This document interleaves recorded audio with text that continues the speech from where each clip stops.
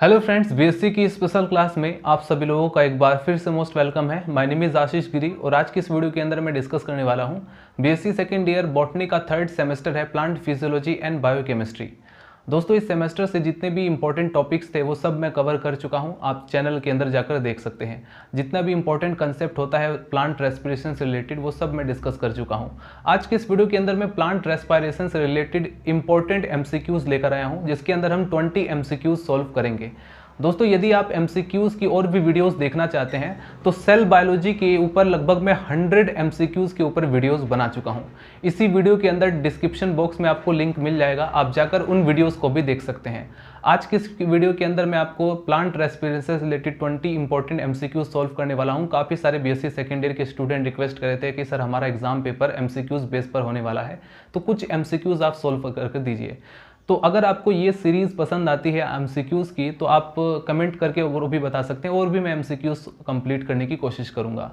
दोस्तों, यदि आप हमारे चैनल को भी ज्वाइन करना चाहते हैं तो टेलीग्राम चैनल को भी ज्वाइन कर सकते हैं। बायो बुक टेक के नाम से हमारा टेलीग्राम चैनल है, जहां पर आपको बीएससी और एमएससी से रिलेटेड इन्फॉर्मेशन मिलती है।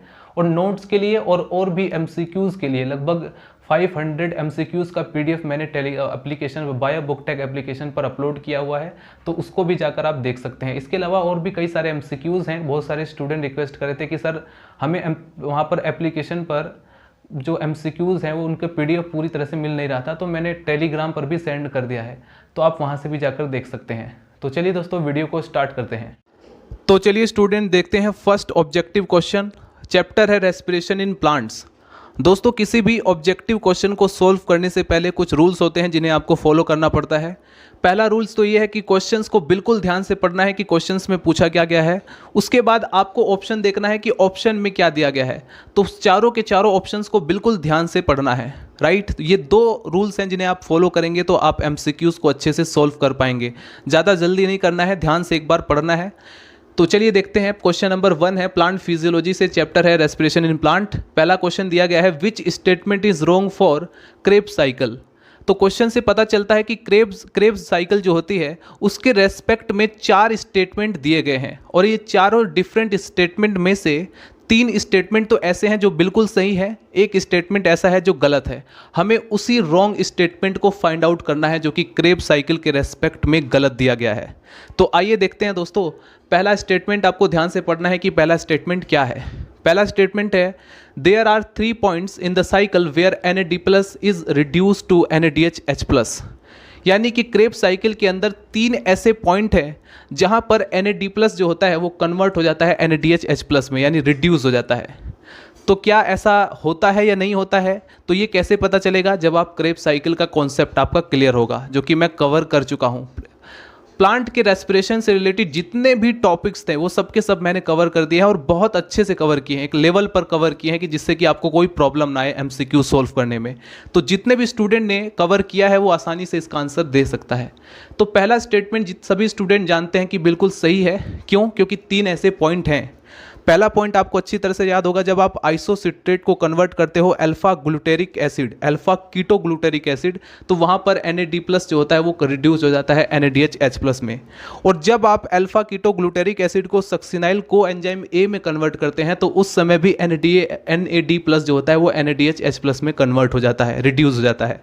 उसके बाद फाइनली जो तीसरा पॉइंट है, उसमें जब आप मैलिक एसिड को ऑक्सैलिक एसिड में कन्वर्ट करते हैं तो उस टाइम पर भी NAD+ जो होता है वो हाइड्रोजन जो प्रोटॉन है उसको एक्सेप्ट करके रिड्यूस हो जाता है NADH+ में। तो पहला स्टेटमेंट बिल्कुल सही है। अभी आप लोग सोच रहे होंगे सर आप इतना क्यों बोल रहे हैं इस चीज़ के रेस्पेक्ट में। दोस्तों, क्वेश्चन किसी भी तरीके से बनाया जा सकता है। यहाँ पर आप जो देख रहे हैं ये क्वेश्चंस किसी भी तरीके से बनाया जा सकता है। फिलहाल आप जैसा भी देख रहे हैं इसको अलग तरीके से, हर स्टेटमेंट में क्वेश्चन छुपा हुआ है। मुझे नहीं पता कि आपके एग्जाम में कौन सा क्वेश्चन आएगा, बट मैं चाहता हूं कि आपका कॉन्सेप्ट एकदम क्लियर हो। आपको एमसीक्यूज़ की जड़ें पता होनी चाहिए, रूट्स पता होने चाहिए कि जिससे कि आप सॉल्व कर सको। यहाँ पर मैं पूरी डिटेल में क्यों बता रहा हूँ एक एक चीज़, ताकि आप आगे लेवल का जो किसी भी तरीके का एमसीक्यूज आपसे पूछा जाए आप उसको डील कर सकें। तो ऐसा नहीं है कि मैं फटाफट आपको 20-30 एमसीक्यूज कवर करा दूं फटाफट और उसका कोई रीज़न भी ना बताऊं, ऐसा मैं कर सकता हूं, लेकिन मैं क्यों नहीं कर रहा हूं? क्योंकि मुझे आपकी जड़ें मजबूत करनी है, बेसिक्स कॉन्सेप्ट जो होते हैं वो क्लियर करने हैं। कॉन्सेप्ट मैंने क्लियर कर दिया, लेकिन एमसीक्यूज जब सोल्व करने की बारी आती है तो वहाँ पर प्रॉब्लम होता है, क्योंकि जो मेन पॉइंट होते हैं वो याद ही नहीं रहते एक्चुअली। बेसिक्स बात तो ये है। ऑप्शन बी देखिए क्या है, there is one point in the cycle where FAD plus is reduce to FADH2। ये बात अच्छी तरह से जानते हैं स्टूडेंट। सेकंड स्टेटमेंट भी बिल्कुल सही है। क्यों सही है? क्योंकि दोस्तों हमें अच्छी तरह से पता है कि जब आप सक्सीनिक एसिड को कन्वर्ट करते हैं फ्यूमेरिक एसिड में, याद कीजिए क्रेब साइकिल के अंदर जब मैं डिस्कस कर रहा था, जब हमने सक्सीनिक एसिड को कन्वर्ट किया था फ्यूमेरिक एसिड में, तो उस टाइम पर FAD प्लस जो है था वो रिड्यूस हो गया था FADH2 में। तो दूसरा स्टेटमेंट भी बिल्कुल सही है। तीसरा स्टेटमेंट क्या है, during conversion of succinyl coenzyme A to succinic acid a molecule of GTP synthesize. बिल्कुल सही स्टेटमेंट है, क्योंकि इसमें जब आप सक्सिनाइल को एंजाइम A को सक्सिनिक एसिड में कन्वर्ट करते हैं तो GTP जो मोलिक्यूल है GTP का वो सिंथेसाइज होता है, संश्लेषित होता है। तो चौथा स्टेटमेंट देखिए रोंग कैसे है और वो क्यों है, आपको कहाँ से पकड़ में आएगा। आपको लगेगा कि चौथा स्टेटमेंट सही है, लेकिन गलत कहाँ पर होता है वो आपको देखना होगा। The cycle start with condensation of acetyl group. जो क्रेब साइकिल है वो कहाँ से स्टार्ट होती है, तो आपको याद होगा अच्छी तरह से, जब आप एसिटाइल को एंजाइम को ऑक्सैलोएसिटिक एसिड और वाटर के साथ कंडेंस करते हैं तब हमारे पास यील्ड प्राप्त होता है सिट्रिक एसिड का। बट यहाँ पर क्या स्टेटमेंट दिया गया है, the cycle start with condensation of acetyl group acetyl coenzyme A with pyruvic acid. और यही पर गलती पकड़ी जाती है, क्योंकि पायरुविक एसिड नहीं होता, पायरुविक एसिड की जगह ऑक्सैलोएसिटिक एसिड उसके साथ वो कंडेंस करता है। तो चौथा स्टेटमेंट इसलिए गलत है, राइट। तो ये था दोस्तों पहला क्वेश्चन। ये जितने भी क्वेश्चंस मैं करा रहा हूँ, अगर आप नीट की तैयारी कर रहे हैं, आप MSc एंट्रेंस की तैयारी कर रहे हैं, या फिर आप BSc सेकेंड ईयर की तैयारी करें, कोई भी आपका कॉम्पिटेटिव एग्जाम है दोस्तों, प्लांट फिजियोलॉजी से क्वेश्चंस कुछ इसी तरह से बनते हैं। और मोस्ट इंपॉर्टेंट प्लांट फिजियोलॉजी का एक एक कॉन्सेप्ट इंपॉर्टेंट है, और ह्यूमन फिजियोलॉजी का भी। क्वेश्चन नंबर 2 पढ़ते हैं ध्यान से। Which of the following biomolecules is common to respiration mediated breakdown of fats carbohydrates and proteins. Question आपने ध्यान से पढ़ा, अब आप इसका खुद से आंसर ज़रा ध्यान से सोच लीजिए कि आंसर इसका क्या हो सकता है। क्वेश्चन में बिल्कुल बहुत ही सिंपल पूछा गया है, which of the following biomolecules in, कौन कौन से बायोमोलिक्यूल्स हमारे सामने ऑप्शन में दिए गए हैं, फैट्स दिया गया है, कार्बोहाइड्रेट्स दिया गया है, प्रोटीन्स दिया गया है, और इनके रेस्पेक्ट में पूछा गया है कि is common to respiration mediated breakdown of fats. यानी कि ये सब के सब जो भी आप ऐसा फूड खाते हैं जिसमें फैट्स होता है, कार्बोहाइड्रेट्स होता है, प्रोटीन्स होता है, वो फाइनली रेस्पिरेशन मीडिएटेड कौन से प्रोडक्ट में वो ब्रेक डाउन होता है, फाइनली उसका वो किस चीज़ में कन्वर्ट हो जाता है। तो जितना भी स्टूडेंट ने मेरा लेक्चर कवर किया है उसमें अच्छी तरह से मैंने आपको बताया दोस्तों, आप कुछ भी खाते हैं फाइनली जो है वो कन्वर्ट हो जाता है एसिटाइल को एंजाइम A में। ठीक, आपको याद होगा, अगर नहीं याद होगा तो आप लोग कॉन्सेप्ट जाकर देख सकते हैं। तो इसका सही आंसर क्या हो जाएगा, D, राइट। ऑप्शन D सही है, और उसमें ये जो D है ये गलत हो जाएगा, राइट। आपको ध्यान रखना ये स्टेटमेंट पकड़ा जाता है जो कि रॉन्ग है, बाकी सब सही है। इसमें क्या है, इसमें ये D ऑप्शंस पर टिक आप लगाएंगे। क्वेश्चन नंबर 3 को ध्यान से पढ़ना है। क्वेश्चन नंबर 3 में पूछा गया है, during which stage in the complete oxidation of glucose are the greatest number of ATP molecule from ADP। दोस्तों हमें अच्छी तरह से पता है सेल्यूलर रेस्पिरेशन के ड्यूरिंग जब ग्लूकोज के एक मॉलिक्यूल का कंप्लीट ऑक्सीडेशन होता है तो 38 ATP के मॉलिक्यूल्स बनते हैं, राइट। अब यहाँ पर उसके लेकिन इस बीच तीन स्टेप्स आते हैं, ग्लाइकोलिसिस, क्रेब्स साइकिल और ETS, इलेक्ट्रॉन ट्रांसपोर्ट सिस्टम। ये 3 ऐसे कॉन्सेप्ट है जो इसी से रिलेटेड है, ग्लूकोज के कंप्लीट ऑक्सीडेशन से रिलेटेड है। सेल्यूलर रेस्पिरेशन के 3 स्टेजेस हैं। पहला स्टेज क्या है, ग्लाइकोलिसिस। दूसरा स्टेज क्या है, TCA साइकिल, क्रेब्स साइकिल। और तीसरा स्टेटमेंट क्या है, ETS, इलेक्ट्रॉन ट्रांसपोर्ट सिस्टम। तो हमें अच्छी तरह से यहाँ पर ऑप्शन क्या दिया गया है, glycolysis, Krebs cycle, conversion of pyruvic acid to acetyl coenzyme, और D है इलेक्ट्रॉन ट्रांसपोर्ट चेन। तो हमें अच्छी तरह से पता है भाई, ज़्यादातर जो ATP कब बनता है, जब आप रिड्यूस कोएंजाइम को ऑक्सीडाइज करते हैं, तो वो कहाँ पर होता है, इलेक्ट्रॉन ट्रांसपोर्ट चेन में। तब जाकर हमें कंप्लीटली हमें जो लगभग 90% जो है बायोलॉजिकल एनर्जी जो होती है वो हमें मिल जाती है ATP के फॉर्म में, राइट। यानी अभी तक मैंने आपको एग्जाम्पल के साथ समझाया था कि अगर आप बैंक में जाते हो और बैंक में अगर आपके पास किसी ने चेक दिया है 1 लाख रुपए का, तो अब आप जब तक बैंक में नहीं जाओगे तब तक कि आपको उसका पैसा नहीं मिलेगा, यानी जो रियल करेंसी है वो आपको नहीं मिल पाएगी। आपके पास सिर्फ और सिर्फ क्या होगा, चेक। और चेक का आप इस्तेमाल कहीं किसी दुकान पर जाकर तो नहीं कर सकते, किसी शॉप पर जाकर नहीं कर सकते। तो इसीलिए दोस्तों यहाँ पर इलेक्ट्रॉन ट्रांसपोर्ट सिस्टम में भी ऐसा होता है। एटीपी का फॉर्म आपके पास प्रेजेंट है, वो जो रिड्यूस कोएंजाइम आपके पास पड़े हुए हैं वो सब के सब उसका डायरेक्टली आप यूज़ नहीं कर सकते जब तक आप उसको एटीपी में कन्वर्ट ना कर लो, राइट। तो अब देखिए क्वेश्चन नंबर 4 क्या कहता है।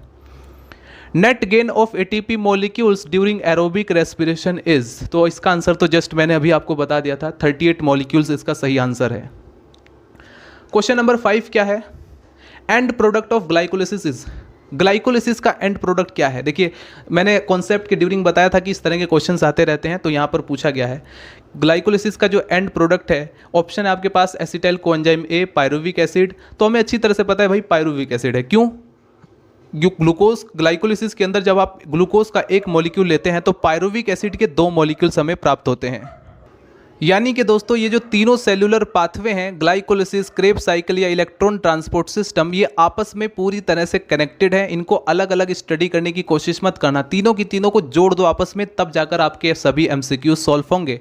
आपको अभी जैसे मैंने यहाँ पर डायरेक्टली बता दिया कि जब भाई ग्लूकोज का कंप्लीट ऑक्सीडेशन होता है एक मॉलिक्यूल का तो 38 मॉलिक्यूल्स हमें एटीपी मिल जाते हैं, लेकिन उसी एटीपी के कैलकुलेशन से रिलेटेड भी क्वेश्चंस आपसे पूछे जा सकते हैं। तो आपको पता होना चाहिए कि कितनी एटीपी किस सेलुलर स्टेज में कितनी एटीपी बन रही है और तब जाकर टोटल कितनी एटीपी हमें मिल रही है।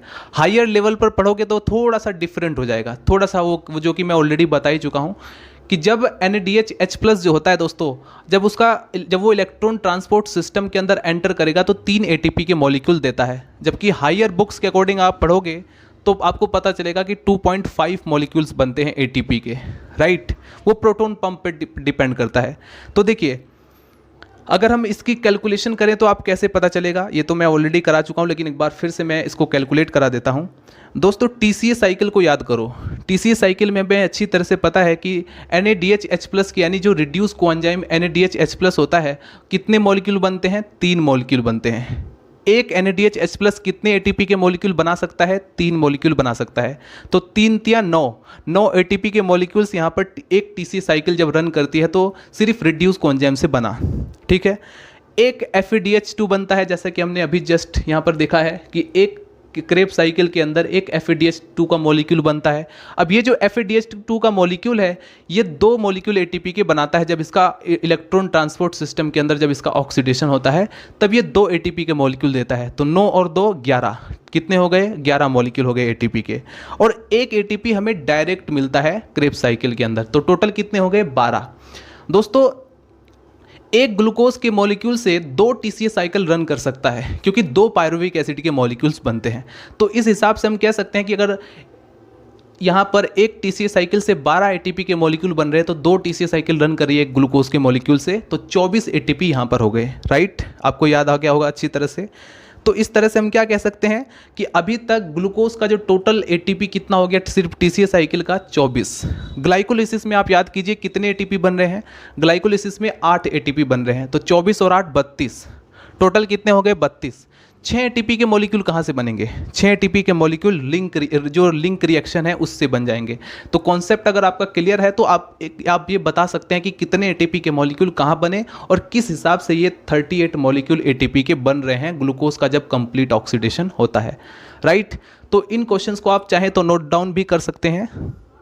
चलिए स्टूडेंट क्वेश्चन नंबर 6 को ध्यान से पढ़िए। क्वेश्चन नंबर 6 में हमसे क्या पूछा गया है, EMP can produce a total of, EMP क्या है, जितने भी स्टूडेंट को पता है वो तुरंत जवाब दे देंगे कि कितने एटीपी EMP में बनते हैं।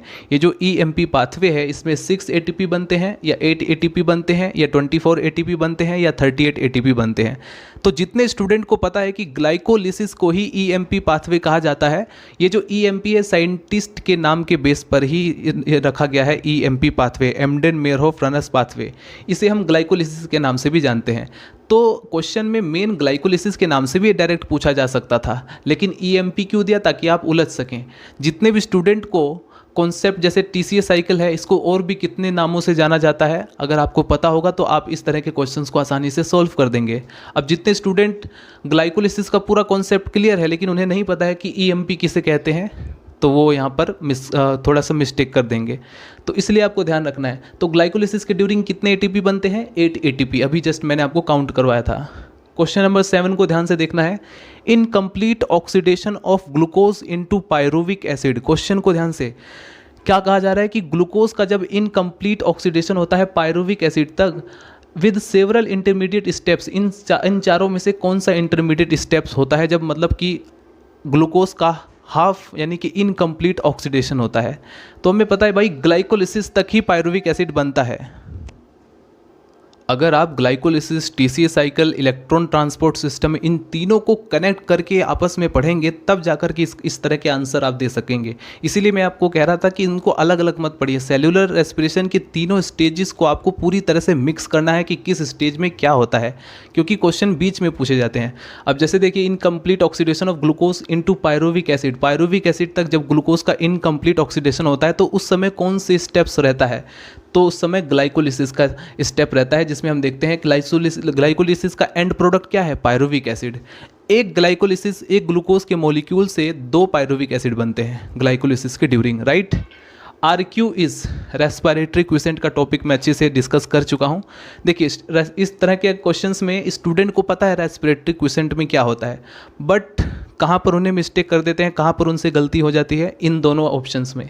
यहाँ तो अच्छी तरह से जानते हैं, ना तो कार्बन बाय नाइट्रोजन होगा और ना ही नाइट्रोजन बाय कार्बन होगा। यहाँ पर वो समझते हैं कि क्या होगा। यहाँ पर मिस्टेक हो जाती है कि कार्बन डाइऑक्साइड ऊपर रहेगा या ऑक्सीजन नीचे रहेगा, क्या रहेगा? तो इसका सही आंसर है दोस्तों C, कार्बन डाइऑक्साइड जो है वो ऊपर रहता है, राइट। आपको ध्यान रखना है। Question number 9, Krebs cycle occurs in. बहुत ही सिंपल क्वेश्चन है और मोस्टली स्टूडेंट इसका जवाब दे देंगे कि क्रेब्स साइकिल कहाँ पर होता है। तो हम अच्छी तरह से जानते हैं क्रेब्स साइकिल माइटोकॉन्ड्रिया के अंदर होता है। स्टूडेंट कंफ्यूज किस ऑप्शंस के बीच में हो सकता है? साइटोप्लाज्म और माइटोकॉन्ड्रिया, इन दोनों के बीच कंफ्यूज हो सकता है।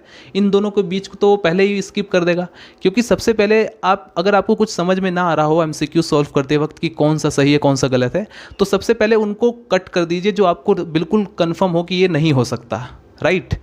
उनको देखिए जो आप, फिर उसके बाद उन दोनों के बीच कंपैरिजन कीजिए जिसके बीच आपको शक है कि भाई साइटोप्लाज्म है या माइटोकॉन्ड्रिया है। तो जितने भी लोगों को बिल्कुल सही जवाब पता है कि भाई माइटोकॉन्ड्रिया एक ऐसी जगह है जहाँ पर क्रेब्स साइकिल, जिसे हम सिट्रिक एसिड साइकिल के नाम से जानते हैं, इसी साइकिल को हम ट्राई कार्बोक्सिलिक एसिड साइकिल के नाम से भी जानते हैं। कई बार इसी क्वेश्चन को ऐसे भी पूछ लिया जाता है